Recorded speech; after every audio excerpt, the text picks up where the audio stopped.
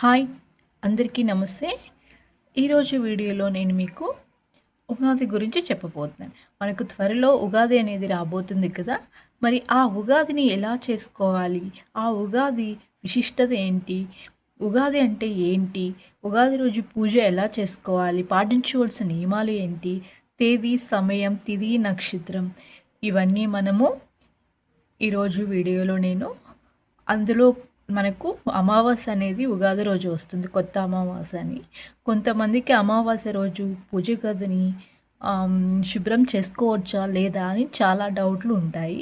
అవన్నీ ఈరోజు ఈ వీడియోలో తెలుసుకుందాం. ఈ ఉగాది అంటేనే తెలుగువారు జరుపుకునే అత్యంత ముఖ్యమైన పండుగలలో తెలుగువారి తొలి పండుగైనది ఈ ఉగాది పండుగ. ఈ ఉగాది అనేది ఒకటి.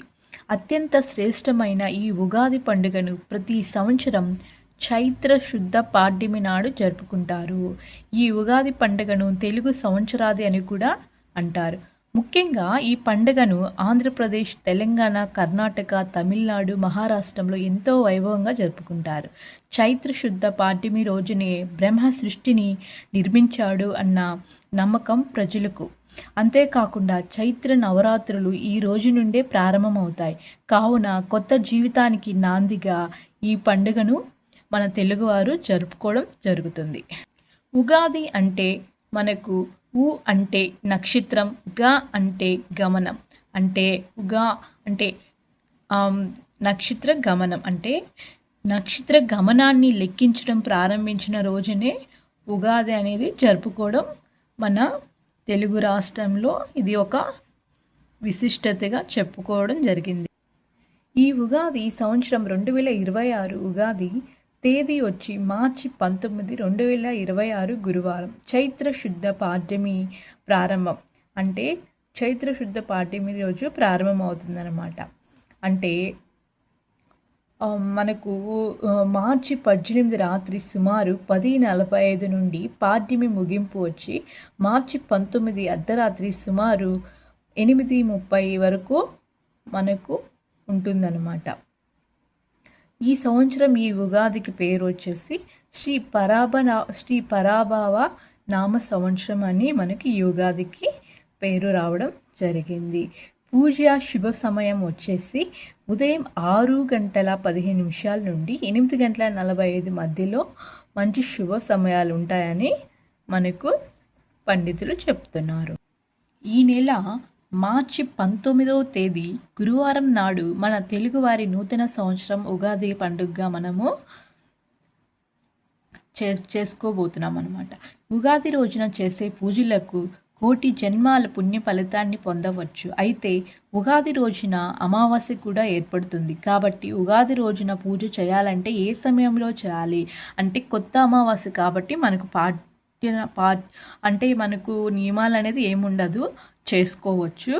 కొంతమంది పాటించే వాళ్ళు అమావాస్య కదా అని అన్నవాళ్ళు మనకు ఉగాది అనేది గురువారం రావడం జరిగింది కాబట్టి బుధవారం రోజే మీరు 18వ తేదీ బుధవారం మీరే ఇంటిని, పూజ గదిని అన్నిటినీ శుభ్రం చేసుకుని ఉంచుకోవచ్చు. అమావాస్య వచ్చింది కాబట్టి ఆ రోజు ఉగాది రోజున పూజ చేయాలంటే ఏ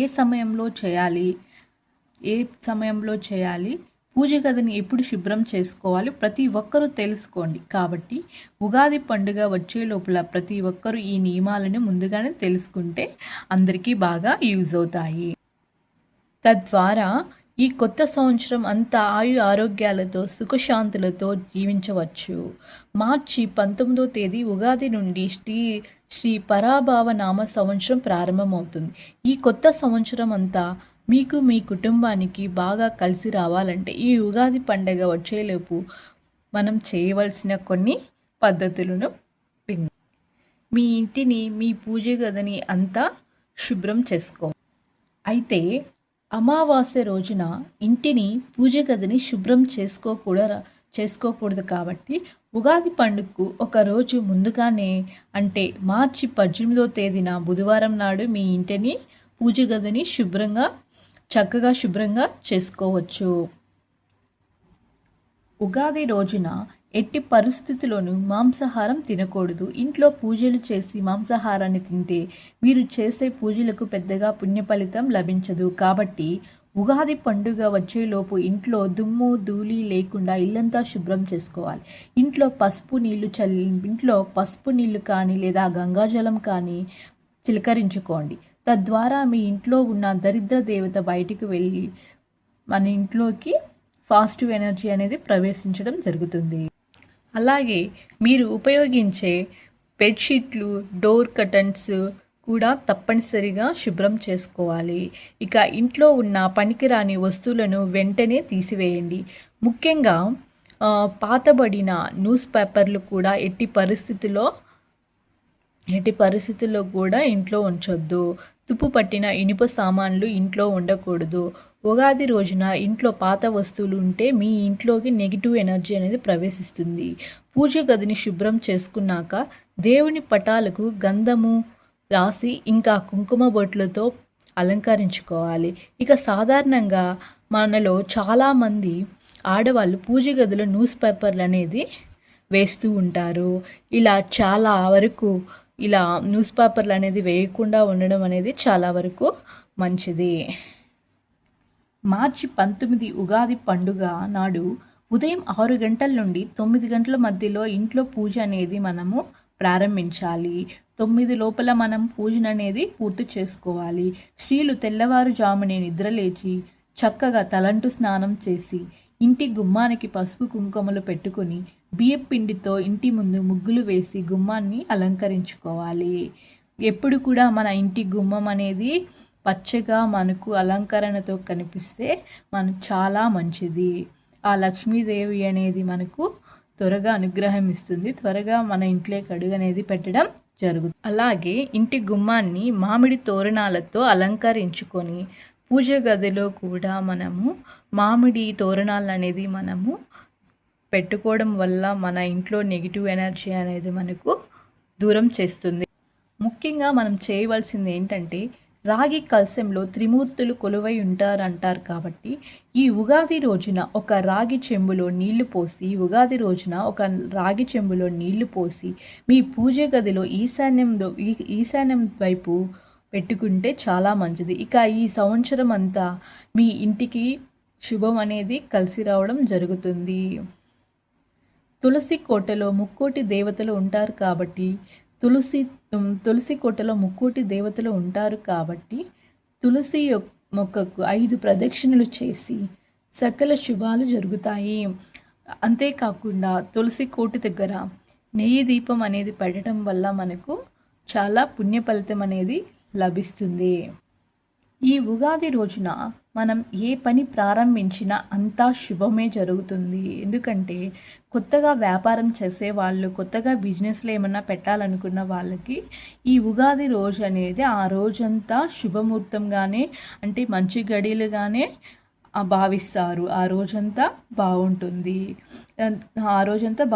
ఎటువంటి ముహూర్తాలు చూడాల్సిన అవసరం లేదు. ఎందుకంటే అంతా మంచి గడిలే ఉంటాయి కాబట్టి. అంతేకాకుండా ఉగాది పచ్చడి అనేది ఈ పండుగకు చాలా ప్రత్యేకమైనది. ఇది షడ్రుచుల సమ్మేళనం. మనము బాగా రుచిగా మన ఉగాది పచ్చడి అనేది తయారు చేసి మనము మన పూజ గదిలో నైవేద్యంగా మనము అర్పించుకుంటే మంచిది. అంతేకాకుండా మన తెలుగువారు ఈ ఉగాది రోజున పంచాంగం శ్రావణం జరుపుకోవడం ఆనవాతిగా వస్తుంది. ఇంతటి విశిష్టత కలిగి ఉన్న ఉగాది పండుగ రోజున ఏ పని మొదలుపెట్టినా అది విజయవంతం కావాలని మనస్ఫూర్తిగా కోరుకుంటూ ప్రతి తెలుగువారికి, వారి కుటుంబ సభ్యులకు మంచి జరగాలని కోరుకుంటున్నాను. అందరికీ ముందుగా ఉగాది శుభాకాంక్షలు. ఈ ఇన్ఫర్మేషన్ మీకు షేర్ చేయాలని, తెలియని వాళ్ళు ఉంటే వాళ్ళు తెలుసుకుంటారు కదా, అందుకని ఈ ఇన్ఫర్మేషన్ అనేది మీకు ముందుగా షేర్ చేస్తున్నాను. Thank you.